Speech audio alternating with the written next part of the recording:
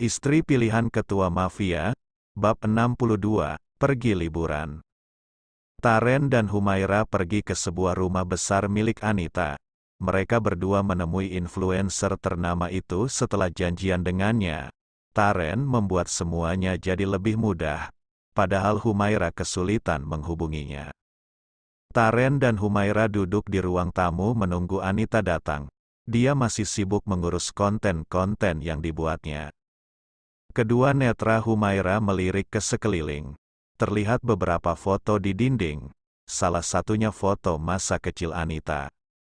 "Lihat apa sayang?" tanya Taren. "Foto," jawab Humaira. Dia tertarik dengan foto-foto Anita. Taren mengajak Humaira bangun dan melihat foto-foto itu. Ada foto Anita dengan beberapa anak kecil lainnya yang seusianya. Wajahnya masih mirip Anita versi dewasa. Di foto itu terlihat ada nama panti asuhan Pelita Bunda. "Apa Anita dulu di panti asuhan ya?" ucap Humaira. Dia memperhatikan foto Anita dengan seksama. "Iya," jawab Taren. "Dari mana abang tahu?" tanya Humaira. "Aku dan Anita satu panti. Kita sama-sama korban tsunami Aceh," jawab Taren. "Oh, jadi abang dan Anita sudah kenal sejak lama," ujar Humaira. Dia tidak menyangka ternyata suaminya mengenal Anita sudah sejak lama. "Iya," jawab Anita yang berjalan masuk ke dalam ruang tamu menghampiri sepasang suami istri yang sudah menunggunya. Taren dan Humaira menoleh ke arah Anita. "Assalamualaikum," ucap Humaira. "Waalaikumsalam," sahut Anita.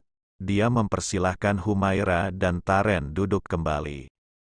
"Anita, sudah lama tidak bertemu denganmu," ucap Taren. "Iya, aku pikir kau sudah melupakanku," sahut Anita. Sudah lama sekali mereka berpisah sejak keluar dari panti. Keduanya menempuh hidup yang berbeda.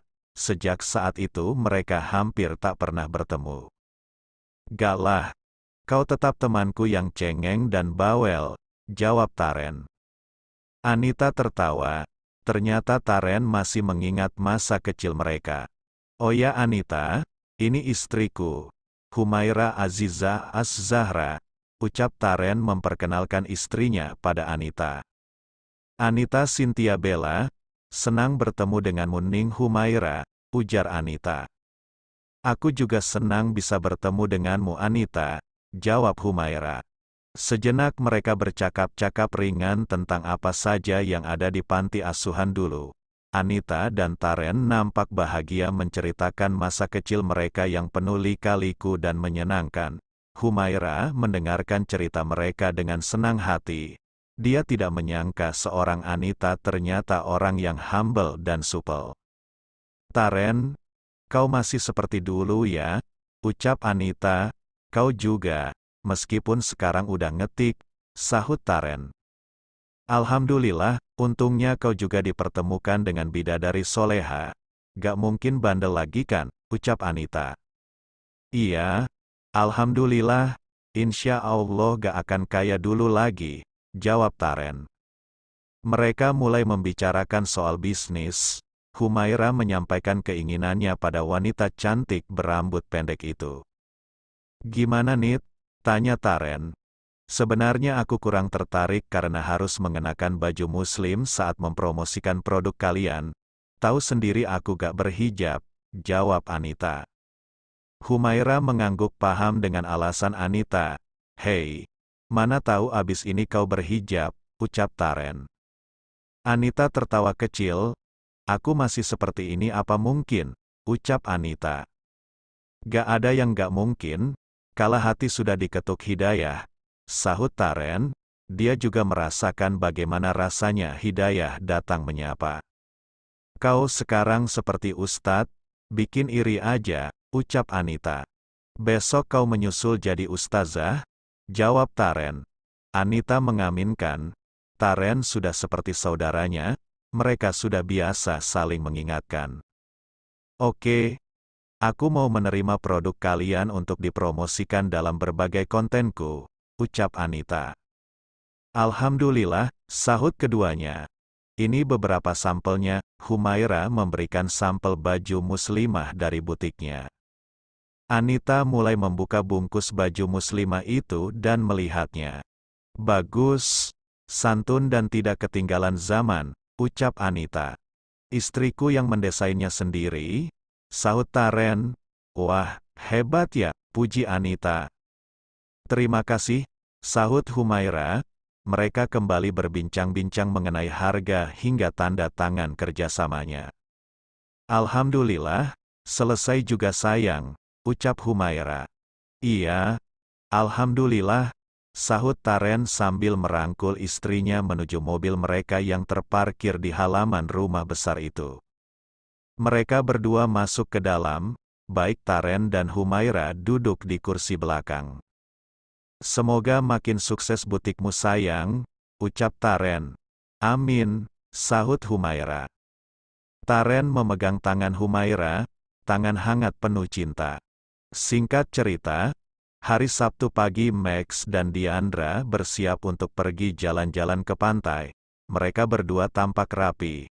Perut Diandra tampak buncit karena bayi yang dikandungnya kembar. Max menghampiri Diandra dan mengelus perutnya. Jagoan-jagoanku lagi ngapain sayang? Tanya Max. Lagi bersiap untuk jalan-jalan sama abinya, jawab Diandra. Max menciumi perut Diandra, dia begitu menyayangi buah hatinya yang masih ada di dalam perut Diandra. Nanti anak-anak kita pasti tampan-tampan, sukses dan mapan, ucap Max. Amin, sahut Diandra. Itu harapannya juga sama seperti Max.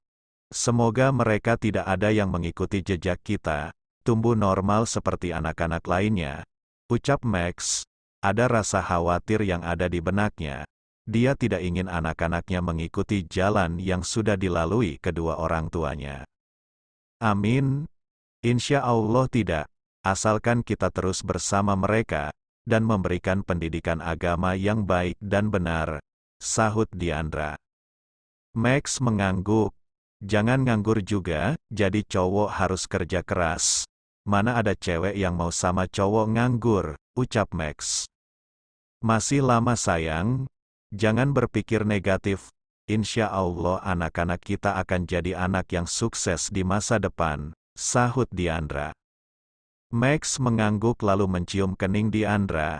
Nanti anak kita namanya Erlander dan Avander. Bagus kan? Tanya Max. Dia sudah merancang nama itu jauh-jauh hari. Bagus, keren dan enak didengar, jawab Diandra. Gak sabar main dengan dua jagoan gantengku, ucap Max. Diandra tersenyum. Tiap hari Max berkata seperti itu. Dia sudah tak sabar ingin bertemu buah hati mereka.